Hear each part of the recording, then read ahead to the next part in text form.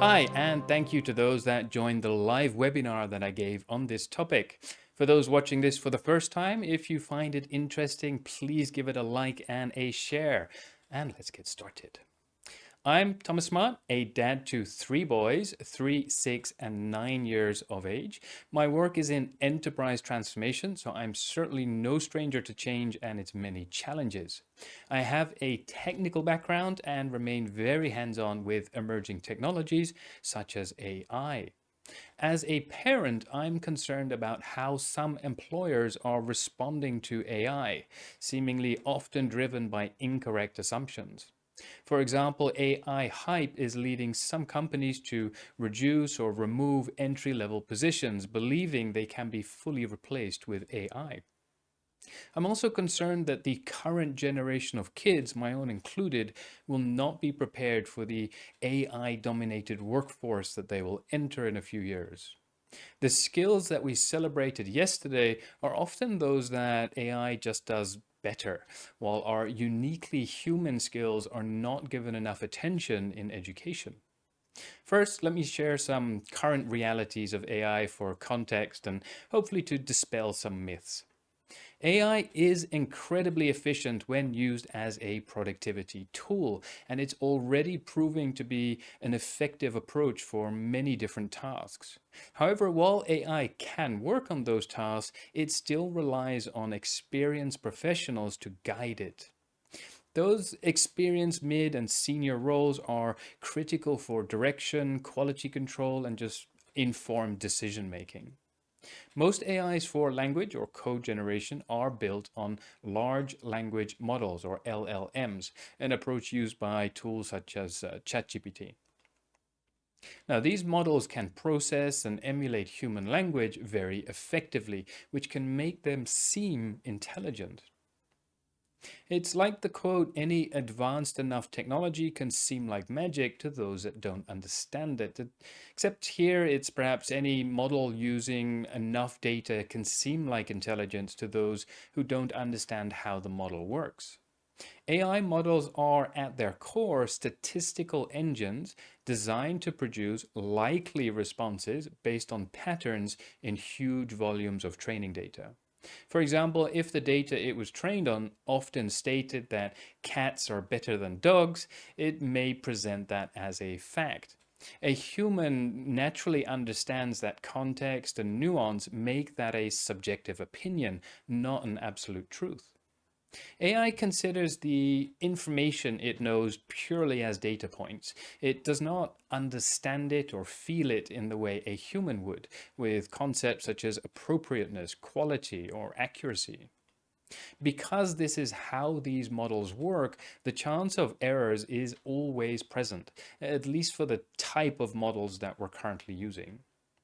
AI functions in some ways like a junior with great recall of their entire education, but it only knows what it's been trained on, that education, or what it has access to through certain integrations.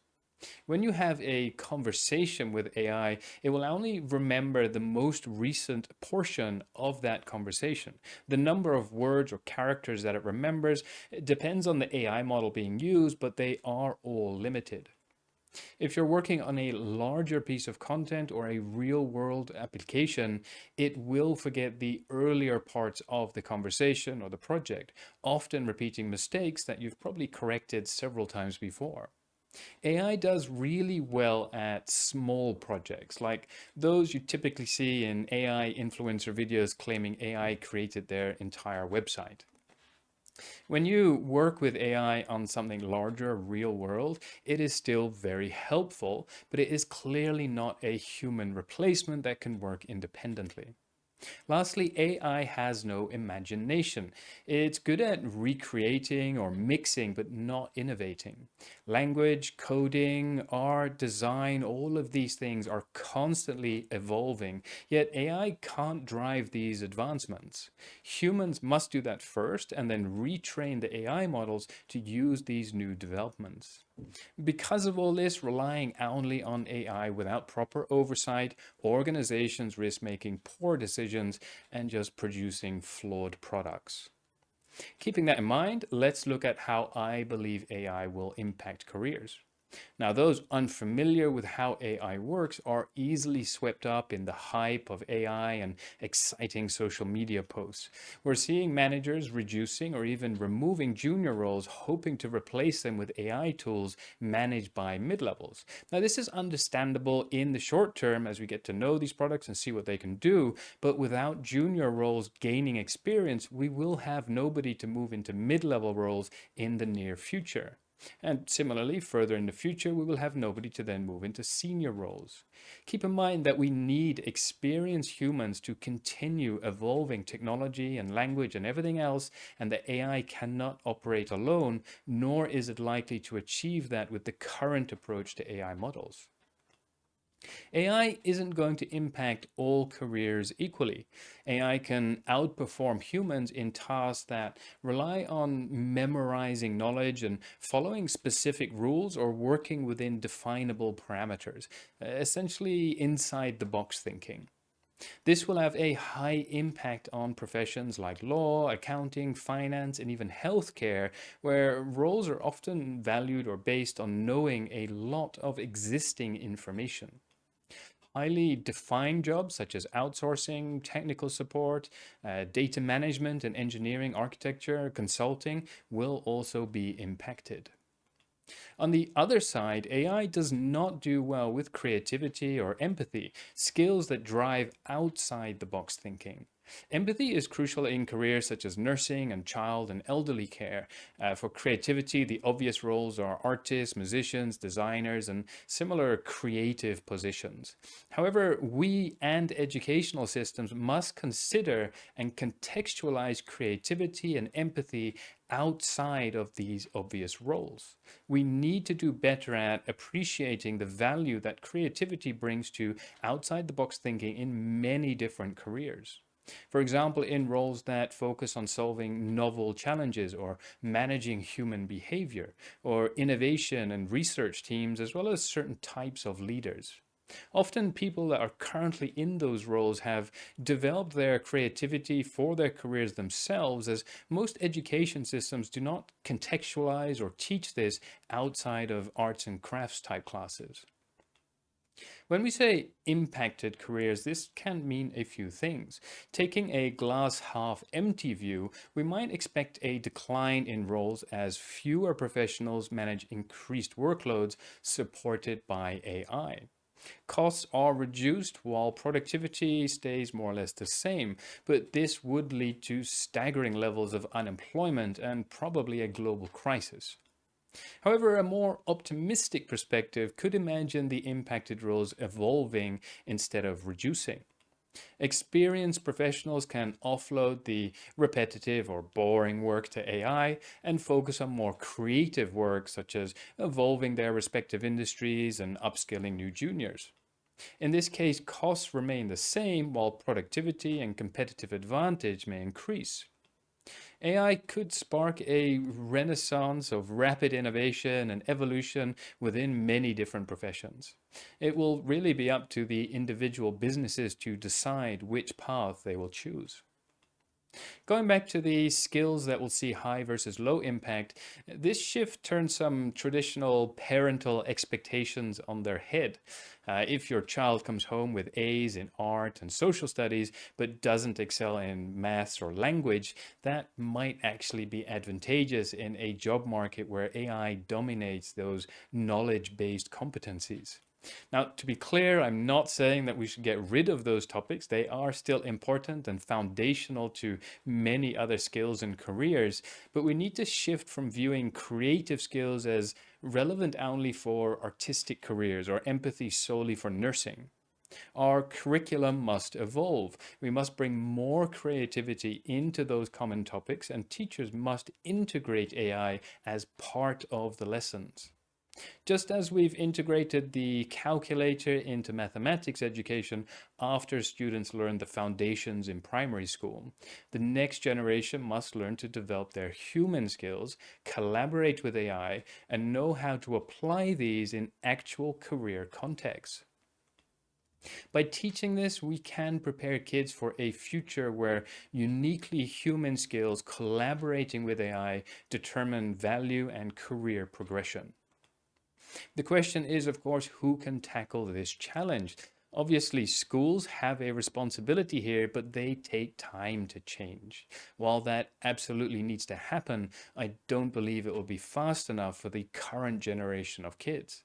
Employers have a responsibility for the points that I mentioned earlier, so they must understand that it's important to continue upskilling junior roles no matter how much work an AI can take on. Internships need to adjust much like the education system, improving their focus and support for human skills and AI collaboration. Collectively, industries are also able to influence tertiary schools to align with the reality on the ground. Extracurricular classes are common, especially here in Singapore, and they also need to evolve to better nurture human skills and integrate AI collaboration. I have seen a few teaching AI skills in isolation or in one off camps, but that's just not ideal and does not reflect the reality on the workforce. These organizations tend to be a bit more agile than schools and can be driven by competitive advantage, so should be able to evolve faster. And of course, we parents will play a critical role while schools and employers take time to catch up. But what can we do as parents? Well, we can nurture those uniquely human skills, such as creativity and empathy, and we can teach ethical judgment through activities that engage problem solving, creativity, and hands on learning.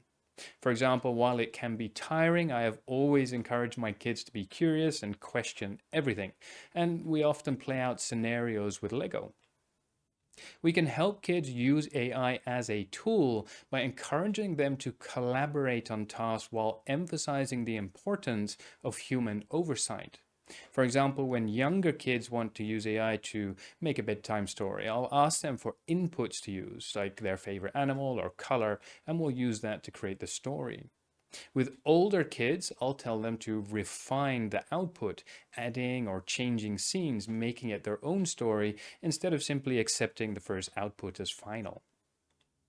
We can encourage kids to gain soft skills and AI experience through internships, mentorships, volunteering, or side projects. For example, with my eldest, we created a print on demand t shirt website with AI designs that he generated and then edited and prepared for printing. Parents with some technical background can support their kids in deploying local AI models and customizing them for specific purposes. For example, I'm currently preparing a project for my eldest to deploy a local voice chatbot with a fun personality that can then create and read stories to his younger brothers. If you need more activity ideas, the PDF download for the webinar includes many slides with ideas on them, and you can always connect with me on LinkedIn to have a chat. Lastly, I'll share a few easy AI tools just to get you started with some ideas. Now, most people should probably already be familiar with ChatGPT. Great for text related activities. It's really good fun to generate and iterate stories for kids of all different ages. Suno is for creating music. Again, a lot of fun to do with young kids where you can create sing along songs that they can dance and sing along to. You can let it generate lyrics for you, or you can actually create your own and set the style of music to go with them. Pika is an easy AI tool for video. It can generate videos from text, but I don't really like the quality of those compared to other options. But it does have these very fun and easy effects that it can apply to photos. And you may have seen the Squish one, for example, which is all over social media these days. Notebook LM can analyze documents, provide search capabilities, and create analyses of them. But one of my favorite and more fun features is that it can generate a deep dive talk show style audio file of the documents with two AI voices having a discussion. Cursor is a more advanced tool. It is a programming environment tool with integrated AI that you can interact with while coding. So you have your normal coding area, and then on the right, there's this AI tool that you can converse with while you're creating an application of some sort. And that's it for this recording. Thank you. And please connect on LinkedIn if you have any questions.